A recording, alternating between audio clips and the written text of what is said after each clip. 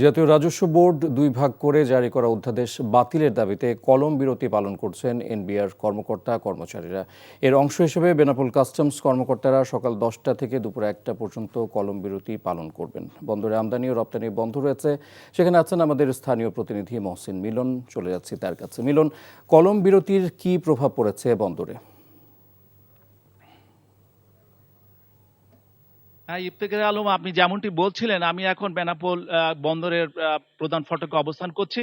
আসলে জাতীয় রাজস্ব বোর্ডকে ২ ভাগে বিভক্ত করে একটি অধ্যাদেশ জারি করার প্রতিবাদে বেনাপোল কাস্টমস কর্মকর্তা এবং কর্মচারীরা সকাল ১০টা থেকে কর্মবিরতি শুরু করেছে এবং তারা দুপুর ১টা পর্যন্ত এই কর্মবিরতি চালিয়ে যাবে।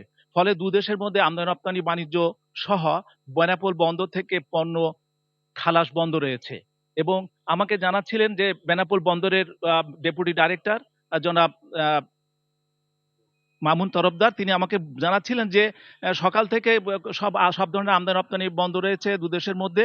তবে গতকালকে যে দু একটি পণ্য চালান কাস্টমস কার্গো শাখায় এন্ট্রি হয়েছে, সেই ধরনের দু একটি ট্রাক সকাল থেকে প্রবেশ করেছে, কিন্তু এখন পর্যন্ত কোনো পণ্য চালান ভারত থেকে বাংলাদেশে প্রবেশ করেনি।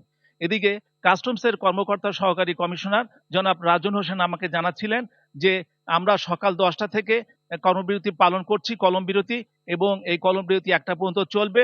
আমাদের এই দাবি অধ্যাদেশ আদেশ বাতিল না করা পর্যন্ত আমরা আমাদের লাগাতার কর্মসূচি চালিয়ে যাব।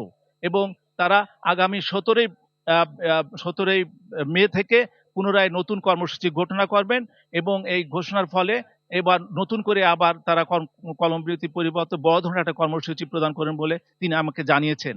আপনি জানেন যে বেনাপোল বন্দর বাংলাদেশের সবচেয়ে বৃহৎ স্থল বন্দর। এখান থেকে সরকারের সবচেয়ে বেশি রাজস্ব আয় থাকে, বছরে প্রায় ৮,০০০ কোটি টাকা রাজস্ব আয় করে থাকে এবং প্রত্যক্ষ এবং পরোক্ষভাবে এদিকে সবচেয়ে বেশি রপ্তানি হয়ে থাকে বেনাপোল বন্দর দিয়ে স্থলপথে।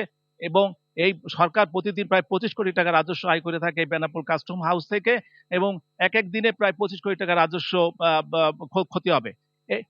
এই ছিল আমার কাছে সর্বশেষ খবর। ইফতেখার, জানছিলাম বেনাপোল বন্দরের খবর।